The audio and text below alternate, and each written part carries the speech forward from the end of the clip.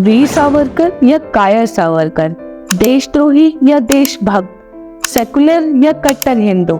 आज हम बात करेंगे एक ऐसे स्वतंत्रता सेनानी के बारे में जिनकी सोच को हमेशा गलत ही समझा गया है। जैसे कि आप सभी अपनी स्क्रीन पर देख ही सकते हैं कि वीडियो बहुत लंबी होने वाली है, क्योंकि मैं इस वीडियो में आपको वीर सावरकर के जन्म से लेकर मृत्यु तक की सभी घटनाओं के बारे में बताऊंगी। तो फिर आप ही डिसाइड करिएगा कि वीर सावरकर देशभक्त थे या देशद्रोही। इनके जीवन की कहानी मैं आपको 6 चैप्टर्स में समझाऊंगी। तो चलिए पहले शुरू करते हैं उनकी आइडियोलॉजी से। 1931 में वीर सावरकर ने एक बुक लिखी थी जिसका नाम था Hindutva who is a Hindu. उनकी सोच के हिसाब से हिंदुस्तान में पैदा होने वाला हर इंसान हिंदू था। हिंदू, मुस्लिम, सिख, ईसाई सभी को वो अखंड भारत के हिंदू मानते थे और वो कास्ट सिस्टम में भी बिल्कुल बिलीव नहीं करते थे। उन्होंने अपने लिए इच्छा मृत्यु चुनी थी।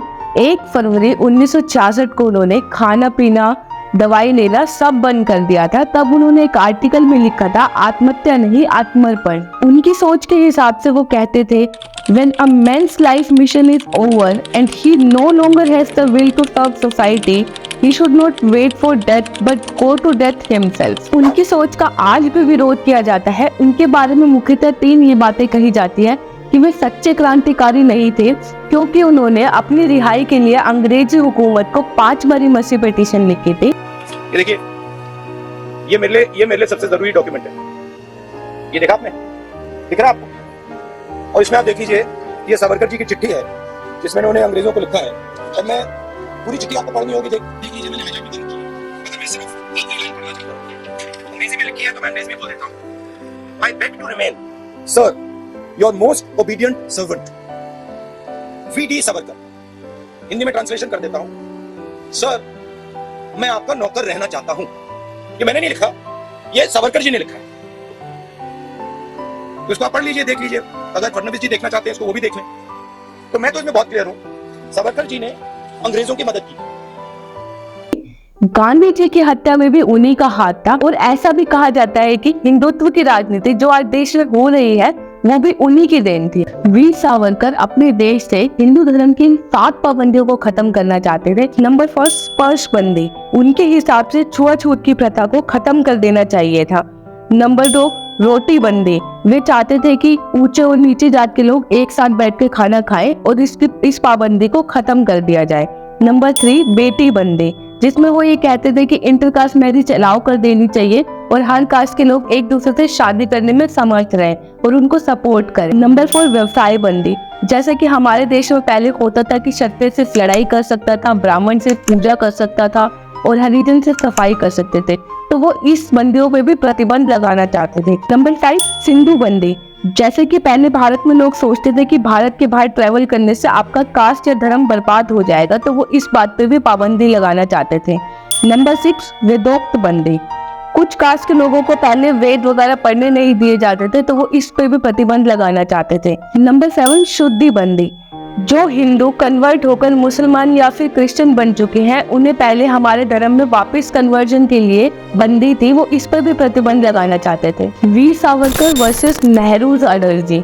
वीर सावरकर हमेशा कहते थे कि हिंदू और मुस्लिम धर्म के लोगों को एक दूसरे के साथ रहने के लिए एक दूसरे के कल्चर की रिस्पेक्ट करनी पड़ेगी। और वहीं नेहरू जी कहते थे कि हिंदूज के रिलीजियस लोग को रिफॉर्म कर देना चाहिए और मुस्लिम के रिलीजियस लोग को अभी रिफॉर्म नहीं करना चाहिए, क्योंकि वो अभी तैयार नहीं है। वहीं सावरकर कहते थे कि सभी रिलीजियस पे बराबर का कानून लगना चाहिए। वहीं 6 अप्रैल 1947 को एक स्टेटमेंट में गांधी जी ने कहा था कि हिंदुओं को मुसलमानों के खिलाफ दिल में नफरत नहीं रखनी चाहिए, भले ही मुसलमान हिंदुओं के साथ मारकाट कर रहे हैं। उन्होंने 18 अक्टूबर 1940 को बंगाल की औरतों को ये तक कह दिया था कि भले ही आप खुदकुशी कर लीजिए, लेकिन आप वहाँ के मुसलमानों के खिलाफ लड़िए मत। सावरकर का बचपन। विनायक दामोदर सावरकर का जन्म 28 मई 1883 को महाराष्ट्र के एक छोटे से गांव भगरू में एक ब्राह्मण परिवार में हुआ था। उनका बचपन हमेशा से ही कठिनाइयों भरा था, क्योंकि उन्होंने छोटी सी उम्र में ही अपने माता पिता को खो दिया था। इन्हें छोटी सी उम्र से ही कविता लिखने का बहुत शौक था और जब ये 10 साल के थे तब पुणे के एक अखबार ने इनकी कविता को प्रकाशित भी किया था। इन्होंने बचपन में ही रामायण और महाभारत जैसे हिंदू ग्रंथ पढ़ लिए थे और यहीं से ही इनके अंदर हिंदुत्व का जुनून जागा था। इनके रिबेलियस एटीट्यूड की झलक 12 साल की उम्र में ही देखने को मिल गई थी, ये उस समय की बात है जब इनके गांव में हिंदू मुसलमानों के दंगे हुए थे और इन्होंने घायल हिंदू का नेतृत्व किया था। तभी से इनके गांव वालों ने इनको वीर की उपाधि दी थी और इन्हें वीर सावरकर कहा जाने लगा। Rise of Veer Savarkar. देशभक्ति के लिए के सबसे ज्यादा इन्फ्लुएंस बाल गंगाधर तिलक और अपने बड़े भाई गणेश सावरकर से हुए थे। 1901 में इनकी शादी यमुना बाई से हुई थी, जिनके पिता ने इनका एडमिशन पुणे के फर्ग्यूसन कॉलेज में करवाया था। 1903 में इन्होंने अपने बड़े भाई के साथ मिलकर इसी कॉलेज में एक सीक्रेट सोसाइटी का गठन किया, जिसे मित्र मेला कहा गया, और आगे चलकर 1906 में इसी सोसाइटी को अभिनव भारत के नाम से जाने जाने लगा। और 1905 में इन्होंने स्वदेशी मूवमेंट में भी बढ़ चढ़कर भाग लिया था, जिसका नेतृत्व बाल गंगाधर तिलक ने किया था। Rise of liberal in London. Vinayak was a very sharp student. उनको 1906 में श्यामजी कृष्ण वर्मा की मदद से लंदन के एक लॉ कॉलेज की स्कॉलरशिप भी मिली थी, और लंदन में जाकर ये जहाँ रुके थे इंडियन हाउस में, वो श्यामजी वर्मा का ही था। यहाँ इनकी मुलाकात कई क्रांतिकारियों से हुई, जैसे कि मैडम जी कामा, वीएन चैटर्जी, लाला हरदयाल। इन्हीं क्रांतिकारियों के साथ मिलकर इन्होंने लंदन में भी एक सीक्रेट सोसाइटी बनाई, जिसका नाम फ्री इंडिया सोसाइटी था।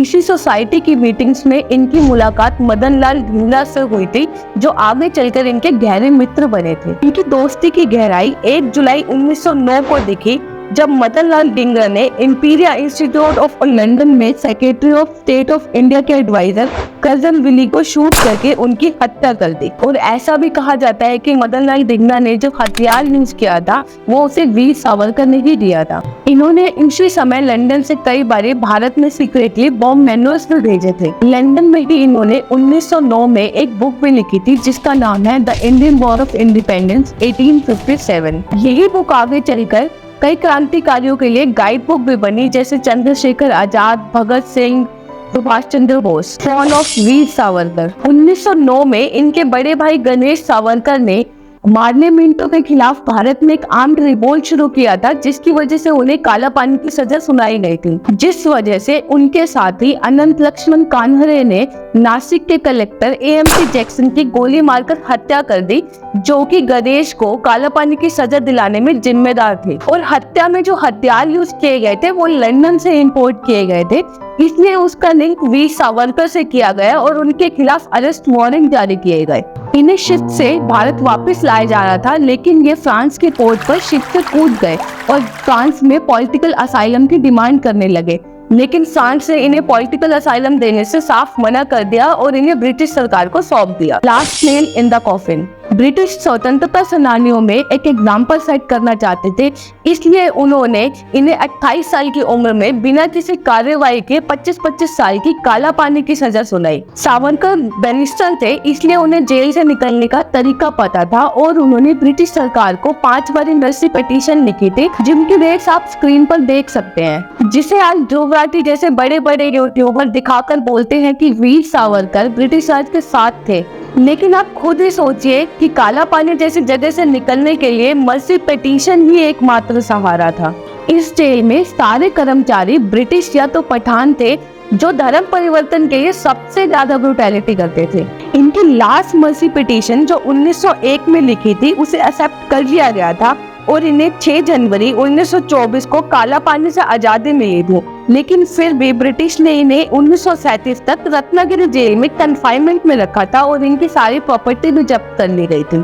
तो अब आप खुद ही सोचिए कि वीर सावरकर देशभक्त थे या देशद्रोही। मुझे तो वो देशभक्त लगते हैं, क्योंकि उनका भारत की स्वतंत्रता में उतना ही हाथ है जितने और स्वतंत्रता सेनानियों का है। और अगर आपको वीडियो अच्छी लगी तो प्लीज कमेंट में अपनी राय जरूर दें।